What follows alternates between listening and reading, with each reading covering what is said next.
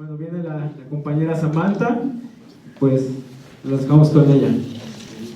Bueno, gracias por la invitación a los compañeros del bloque de colectivo.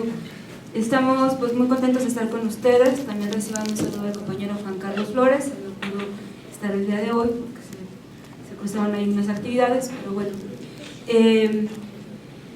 Pues primero un poco quisiera hablar sobre cómo está en general la situación, hablando de defensa del territorio, que es uno de los puntos de este seminario.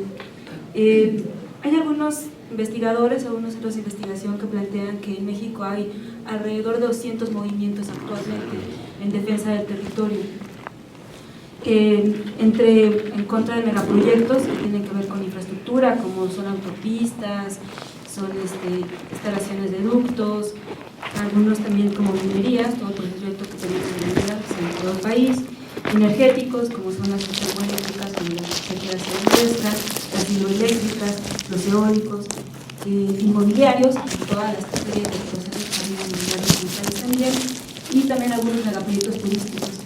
Entonces, estas son algunas de las caras que dan los megaproyectos, y cuando llegan a imponerse justamente a los territorios de los pueblos originarios, de los pueblos campesinos, en todo alrededor del país, ¿no? Estos megaproyectos lo que tienen en común, bueno, además que justamente es toda la avanzada de la capitalista, de este comerse todo y de ir contra todos, pues tienen también como una metodología del despojo. De una u otra forma, en un lugar se acentúa más que en otros, pero esta metodología pues es común en todos ellos, ¿no?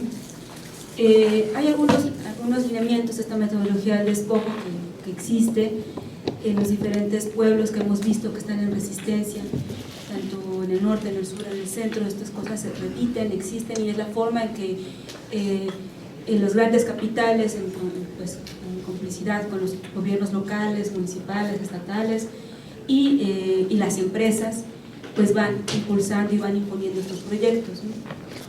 Un primer nivel es el mapeo que se hace en las comunidades. Esto es mucho antes de que incluso las comunidades sepan que hay un megaproyecto. Este mapeo es solo de los recursos. Creo que dice que no está así. ¿Sí? ¿Me escuchan? Sí.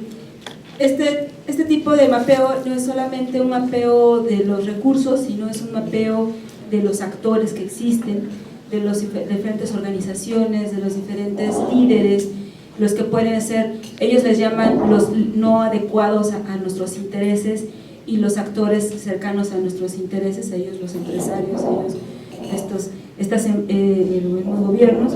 Y este mapeo sirve para detectar con quiénes pueden aliarse y con quiénes no, ante quiénes se van a enfrentar y ante quiénes no cuando llegan estos trabajos. Este trabajo es mucho antes de que, como les decía, los proyectos los pueblos sepan que ya va a llegar el proyecto o que ya hay una intención de llegar a imponer este proyecto. Esto se viene acompañado después de una cooptación de las autoridades, ¿no? Las autoridades locales, los comisarios ejidales, los ayudantes municipales, también identifican a grupos que siempre históricamente han estado cercanos al poder, los caciques de los pueblos, los esquiroles históricamente. Todos estos son aliados y con ellos empiezan a trabajar las comunidades, a tal manera de que cuando ya los proyectos se hacen públicos, cuando el pueblo se entera que les va a llegar, por ejemplo en Huesca, cuando el pueblo se entera que el proyecto que está ahí, lo que van a hacer, que está al lado de su pueblo, a 250 metros aplanado, con 45 hectáreas, pues es una termoeléctrica, pues la autoridad municipal, el ayuntamiento municipal, el comisario de ejidal y los grupos de poder ya tienen un trabajo establecido en las comunidades, que eso va imposibilitando o va siendo mucho más difícil el trabajo de organización y el trabajo de resistencia. A pesar de eso, por ejemplo en Huesca hubo un gran enojo y se volcó casi todo el pueblo en contra de este proyecto. Detuvieron 6 meses la termoeléctrica, ¿no?, el avance de la obra, pero justamente esta metodología va metiéndose más y más, ¿no? Entonces, otro elemento, otro punto de esta metodología justamente es la cooptación de la población, ya no de las autoridades, ya no de estos grupos, sino a través de estos grupos, de la cooptación de la población. Entonces, a través justo de todos los programas sociales, de todas estas becas, de todos estos pequeños apoyos como despensas, toda esta serie de programas que tienen que ver mucho con una cultura clientelar, ¿no?, que tenemos arrastrando hace muchísimas décadas en este país, van generando supuestamente el acuerdo y el beneficio de sí queremos el proyecto. Y esto va generando división en las comunidades. En Morelos se tradujo en los consejos ciudadanos municipales, que son integrados por estas autoridades, por estos grupos ciudadanos, por representantes de la CFE, por representantes de los gobiernos locales y federal, ¿no? Entonces, estos son los que van diciendo sí queremos el proyecto, todo está bien, aquí no hay resistencia, son unos cuantos revoltosos, van deslegitimando la lucha de los pueblos, y esa es otra etapa también, el uso de la desacreditación de las luchas, de los líderes que los medios siempre ubican, ¿no?, que ella es el líder, o él es el que manda, o ella es la que manda, ¿no?, cuando no se entiende la forma de organización de los pueblos, donde hay algo más horizontal y donde no es un líder, es un vocero, o es alguien que está pues encabezando algo que de alguna forma tal vez un pueblo le dio ese trabajo. Entonces también viene este proceso de desacreditación ante la opinión pública, ¿no?, en donde se dice que esos son los que se oponen a este discurso típico del desarrollo, del progreso, y todo esto que nos seducen con sus discursos, ¿no? Y después de este sentido van programando, van proyectando todo un proceso para lo que viene como un siguiente momento, que es la represión, ¿no? Por ejemplo, en Morelos, días antes, perdón, y en Puebla también, tiempo antes, unas semanas antes de que detuvieran a Juan Carlos y a Nedina en Puebla, o antes de que entrara la policía a Huesca, aquí en Morelos, hubo todo un proceso de desacreditación muy fuerte hacia los compañeros. Hubo una rueda de prensa específica, ¿no?, para decir que eran agitadores profesionales, ¿no?, y que eran los externos que estaban en contra del proyecto, incluso también los compas del bloque, un compa Jaime de otro pueblo de Jateteco, Juan Carlos y yo, o sea, fuimos como los señalados, los externos que estamos en la lucha, cuando realmente eran los pueblos los que estaban diciendo no, cuando era el pueblo de Huesca que mantenía realmente ahí el campamento. Entonces, este es un proceso también que viene para preparando lo siguiente, que es justo la represión, justo el encarcelamiento, la criminalización y la judicialización, ¿no?, porque también aquí se usa el sistema jurídico para mantener preso a todos los luchadores sociales, y lo hemos visto durante el año pasado, hubo muchos detenidos de movimientos sociales. Ayer salió Mario Luna y estamos muy contentos que ya está libre el compañero Mario Luna, pero es justo parte de este proceso. Y otro momento, cuando no es suficiente esto, cuando esto no detiene la lucha, entonces viene el proceso de la militarización y el uso también de los grupos de choque o los grupos también de paramilitares, ¿no? Aquí en Morelos también se ha utilizado en Amilcingo, por ejemplo, después de la detención, de la represión, de todo lo que pasó en Amilcingo. Aún así la organización siguió muy fuerte, la lucha está presente hasta el momento, y lo que vino fue entonces este uso de los comités ciudadanos municipales, pero para ahora enfrentar a la misma población, para provocar la violencia ante el mismo pueblo y después a provocar mucho más represión del Estado.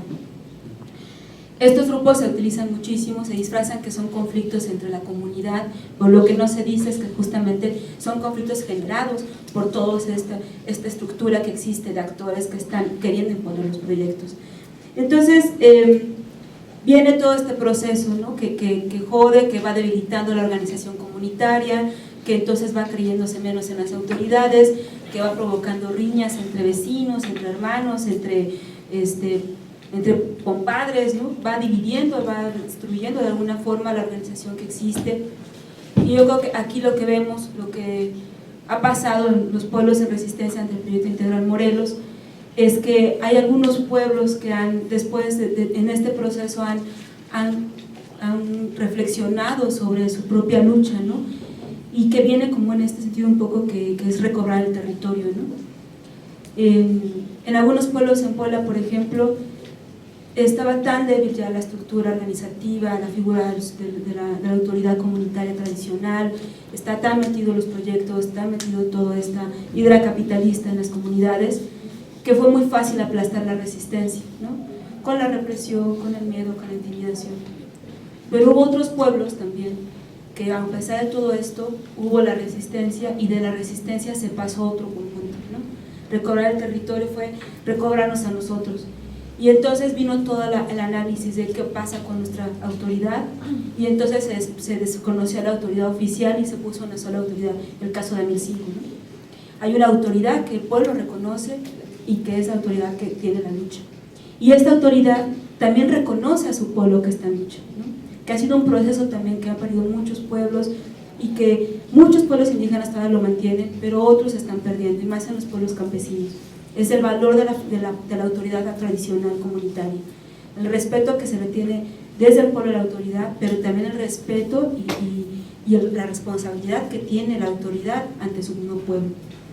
Entonces, en Amilcingo se dio esto, ¿no? Se replantea qué onda con la autoridad, se desconoce a la autoridad que traicionó al pueblo y ahora rige una autoridad que es parte del movimiento y que responde al movimiento. Ese es uno de los elementos, ¿no? También creo que de recobrarnos a nosotros mismos es recobrar la dignidad, asumirnos, ¿no? Como lo que somos, romper con este encanto, esta seducción que nos da este capitalismo que nos dice que estamos mal, que estamos atrasados, que no sabemos, todo esto que sabemos que plantean respecto a los pueblos campesinos e indígenas. Es reasumirnos, es decir, recobrarnos en nosotros mismos esta dignidad, recobrar nuestra confianza. No, bueno, yo no soy indígena, no soy campesina, pero pues en este andar, en este caminar, he aprendido mucho de los compañeros y las compañeras, y eso es lo que plantean también, ¿no? El recobrarnos en ese sentido, es decir, nosotros tenemos los conocimientos, nosotros tenemos mucha historia, mucho conocimiento, mucha experiencia, y en eso vamos a confiar, no tanto en lo que nos vengan a decir, sino en lo que nosotros vemos. Ese recobrarnos también creo que tiene que ver con el sentido de la pertenencia y de ubicar, recobrar el amor hacia todo lo que pertenece a nuestro territorio, o somos parte del territorio, ¿no? En Amilcingo se habla mucho de que el territorio, pues también están las barrancas, está el agua, está esa historia que está atrás, está la historia en las barrancas mismas, incluso se dice que hay pirámides en las barrancas, ¿no? Entonces se habla mucho de recobrar esta historia que viene de atrás para hacer lo que somos ahora. Y en la defensa del territorio también tiene que ver el recobrar la propia organización, no solo para la lucha, no solo para las marchas, para los enfrentamientos, sino la organización cotidiana, ¿no? Y la figura fuerte que tiene la asamblea comunitaria. En Amilcingo se reúnen diariamente desde hace un año y medio, un poco más, un espacio donde diariamente la comunidad baja y dialoga sobre las problemáticas cotidianas, las problemáticas nacionales, estatales, los problemas que hay incluso hasta entre vecinos, ¿no? Esa es la fuerza del recobrarnos también, ¿no? De hacer fuerte esta institución comunitaria que es la asamblea, que no solamente es el ayudante que está ahí, sino es la asamblea misma que va dialogando diariamente sobre el presente, pero también hacia dónde queremos caminar, ¿no? Y en este recobrarnos también se plantea ahora lo que se ha iniciado, que es la escuela autónoma, bueno, lo que quiere ir hacia allá, que es ese, replantear ahora la educación también para los niños y las niñas de la comunidad, para los mismos jóvenes, ¿no? Para los adultos. Ese es un poco también el recobrarnos, el recobrar el territorio. Y entonces, este es uno de los ejemplos de los pueblos que han avanzado, en no solo decir defendemos, resistimos, sino también construimos, también nos recobramos y avanzamos hacia algo más que no solamente es, no queremos el megaproyecto en nuestros territorios, ¿no? Sino más bien queremos replantearnos y poder decidir sobre nuestra vida, sobre nuestro territorio, y eso creo que es algo que hay que aprender mucho de este movimiento, específicamente de este pueblo, porque en otros movimientos de defensa del territorio, cuando el proyecto se impone, el movimiento se terminan desgastados, desanimados, ya no sirve de nada luchar, ¿no? Entonces yo creo que ese es también un gran reto cuando hablamos de defender el territorio, es cómo también damos este paso. En Amilcingo pasó el gasoducto, ahorita está enterrado el gasoducto, pero aún así todo esto ha avanzado, se ha recobrado muchas cosas, se sigue planteando hacia dónde queremos avanzar, ¿no? Bueno, ya como para ir cerrando, también tiene que ver como en este sentido de recobrarnos, es como el control del territorio. Ya lo vimos en la cuestión educativa, en la cuestión también de lo político, pero también está incluso de la capacidad de decidir quién entra y quién no entra al territorio, en un sentido no excluyente, sino también de cuidado, ¿no? Por ejemplo, allá también se reactivó la guardia comunitaria, la ronda comunitaria, y ahora está trabajando. No está activamente todos los días, pero sí en los momentos especiales, por ejemplo la compartición. La ronda comunitaria se activó y estuvo cuidando todo el pueblo cuando llegó todos los compañeros y las compañeras a la compartición en diciembre del año pasado. Entonces también tiene que ver con eso, ¿no? El vigilar quién entra a los territorios, porque también mucho cuando algunos compañeros dicen, no, es que fíjense que por ahí nos enteramos que quizá va a haber una mina por acá o allá, muchos decimos, pues hay que abrir mucho los ojos de quienes están llegando a nuestros pueblos, ¿no?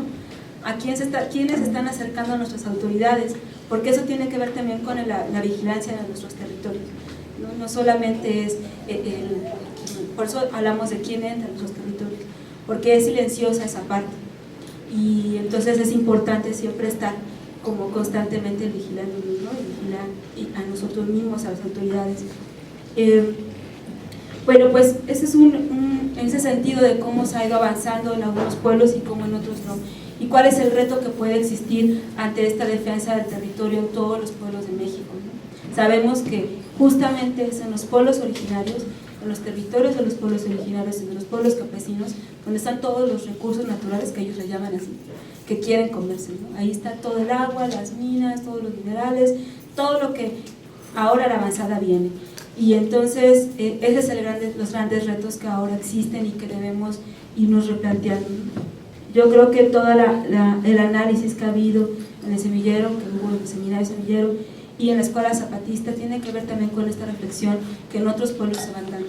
Son otras condiciones en otros pueblos, en otros lugares, pero creo que la misma, a final de cuentas, es como se está coincidiendo en eso. Tenemos que recobrarnos, ¿no? Tenemos que replantearnos, tenemos que fortalecernos, reconocernos y entonces avanzar, ¿no? Y otro elemento muy importante creo que también es la esperanza. Aquí todos tenemos esperanza que es posible generar cosas diferentes, ¿no? Que las estamos viviendo, y eso también es parte del seguir, ¿no? Que creemos que es posible otra cosa. No nos hemos derrotado ni creemos que ya no hay camino, ¿no? Creemos que sí hay camino, y justo ese es el reto de irlo construyendo poco a poco. Pues muchas gracias.